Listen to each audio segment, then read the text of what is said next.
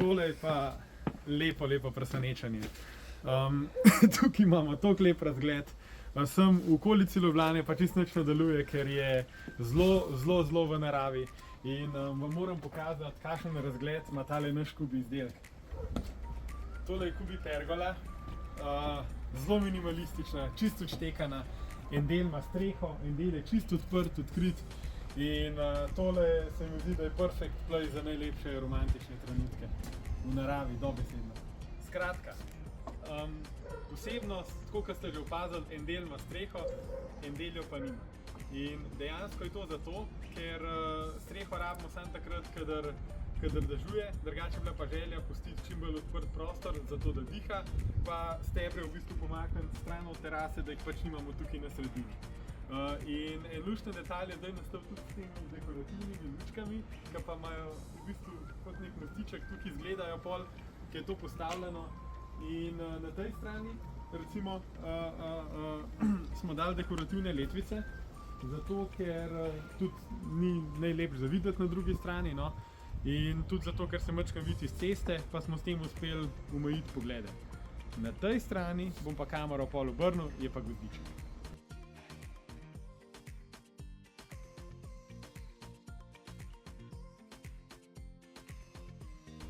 Pač tukaj bi tako zdaj se usedel, se malo po sonču spil eno kavico, malo pomeditiral, zato ker je toliko blizu mesta, ampak čist umaknjeno v naravo, ampak dejansko svoj mir, svoj kotiček, pa tale detalj mi je tudi noro všeč, se pravi tale lučka, pa vrtni ogenj, zato da lahko zvečer naredimo res tisti cute ambient.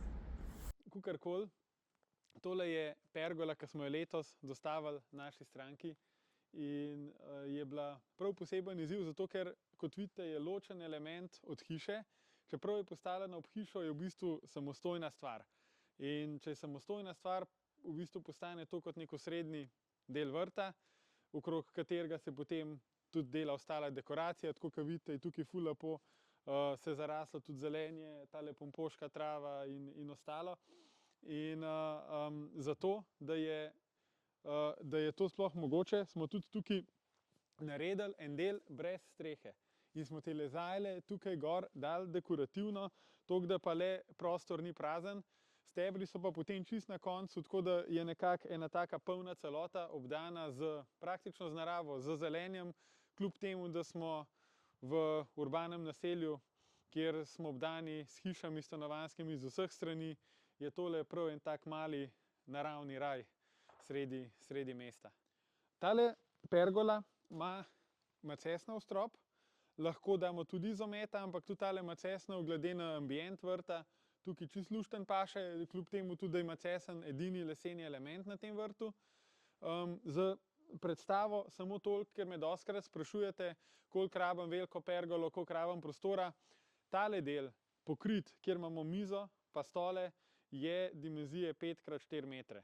Se pravi 20 kvadratov in v to dimenzijo spravimo praktično vse, kar rabimo, piknik za 10-15 ljudi, pa če zapade dež, smo načeloma vsi pod streho. Če pa želimo noter imeti še kakšno letno kuhinjo ali pa še kakšen roštilj ali pa kaj dodatne opreme, pol je pa pač treba pergolo še majčkeno podaljšati, lahko jo tudi zožamo iz 4 na 3,5, ampak bi jo mogli malo podaljšati. No, tale del dodatno je pa tukaj še nekje 1,5 metra, 1,70 metra, tam nekje, ampak ta je res zgolj dekorativne narave, zato da se tudi majčkeno omejimo pogledom sosedov, pa toliko, da imamo dobesedno rastlinje pod pergolo. Ima pa tale pergola še eno posebnost, in sicer na strehi je ozelenitev. Se pravi, to je tudi ozelenitev, ki jo imamo v dodatni opremi v naši ponudbi. In to je tako nizko rastlinje, mahovi, razne cvetlice mešane, ki jih ni treba vzdrževati, ki jih ni treba rezati, kositi, kakorkoli, in so samooskrbne, ne glede na to, ali je to postavljeno, ne vem, v hribih, ali je to postavljeno na morju, ali kjerkoli drugje po Sloveniji, ker ravno zaradi te mešane strukture vedno del rastlin, ki je prilagojen temu podnebju, živi. In tokrat imam priložnost, ker je pri sosedih na travniku en hribček, bom stopil gor, pa vam jo bom probal posneti še od vrha.